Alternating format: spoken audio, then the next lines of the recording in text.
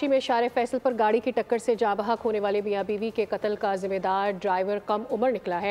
मियाँ बीवी के कत्ल का मुकदमा शारे फैसल थाना में दर्ज कर दिया गया है। मेयर कराची कहते हैं कि ट्रैफिक हादसात के जिम्मेदार वाटर टैंकर ड्राइवर्स को ऐसी सजा दी जाए कि मिसाल कायम हो जाए।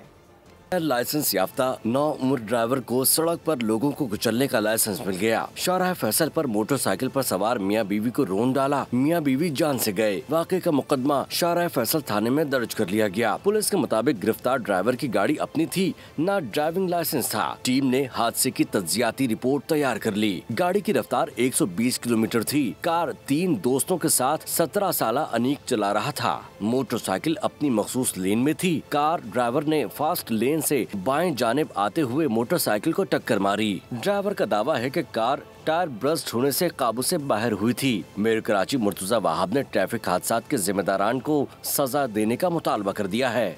इसके अंदर सिर्फ गिरफ्तारी से मामला हल नहीं होगा।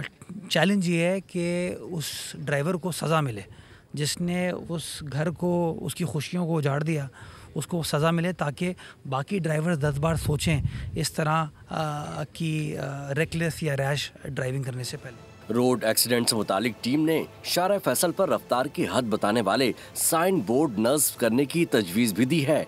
3 माह में ट्रैफिक हादसात से 121 अफराद मौत के मुंह में चले गए। सब्सक्राइब करें और बेल दबाएं ताकि कोई खबर रह न जाए।